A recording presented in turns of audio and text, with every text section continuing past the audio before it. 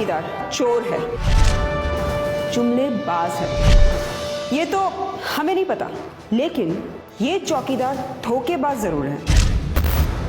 सत्ता पाने के लिए चौकीदार चिल्लाया घोटाला घोटाला घोटाला, 2G घोटाला, कोयला घोटाला, कॉमनवेल्थ घोटाला, लेकिन हुआ क्या? खोदा पहाड़ और निकला झूठ। 2G केस में ए राजा और कनीमोजी बाइज्जत बरी हो गए। ये वही लोग हैं जिन पे हमारे चौकीदार ने घोटाले का आरोप लगाया था, लेकिन कोर्ट को इनके खिलाफ एक भी सबूत नहीं मिला।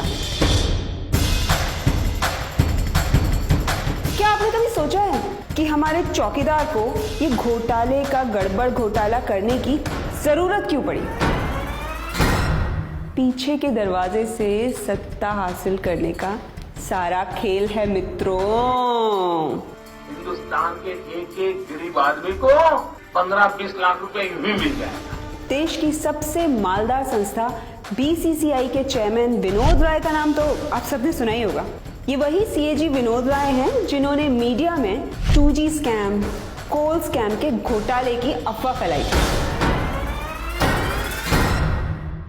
राय साहब के झूठे आंकड़ों ने ही दी थी हमारे चौकीदार को सत्ता के ताले की चाबी, और बदले में विनोद राय जी को बना दिया गया BCCI का चीफ। वैसे चौकीदार को प्रधान फेकू बनाने में सुप्रीम कोर्ट के रिटायर्ड जज RM लोढ़ा का भी बड़ा योगदान है। लोढ़ा साहब ने भी चौकीदार की राजनीतिक दुकान सजाने में बड़ी मदद की। चौकीदार की सरकार ने हलफनामा दिया और लोढ़ा साहब ने निजी कंपनियों का पक्ष सुने बिना ही 214 कोल ब्लॉक्स के आवंटन को रद्द कर दिया, और बदले में लोढ़ा साहब को मिला BCCI सुधार कमेटी के चीफ का पद।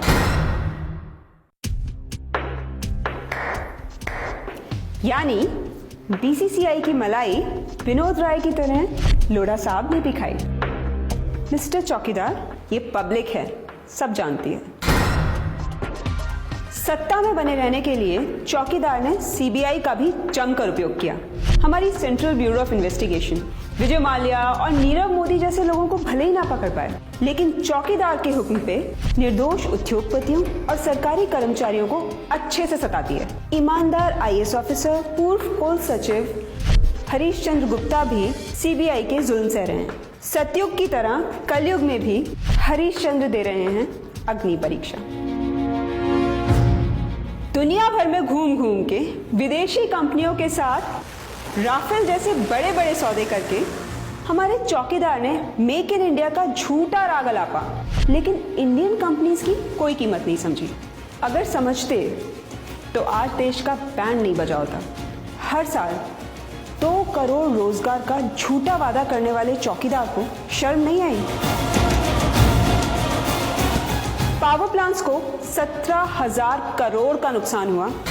बैंकों का NPA 4 लाख करोड़ पहुंच गया। 8 नवंबर 2016 की रात्रि को 12 बजे से वर्तमान में जारी 500 रुपए और 1,000 रुपए के करेंसी नोट लीगल टेंडर नहीं रहेंगे।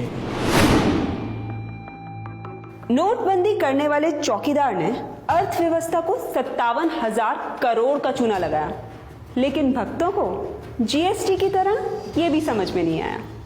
क्या आपको चाहिए ऐसा चौकीदार जो तानाशाही का मुरीद हो और अपने फायदे के लिए देश की ही लुटिया डुबो दे? समझ जाइए मिस्टर चौकीदार, जनता सिखाएगी सबक अब की बार।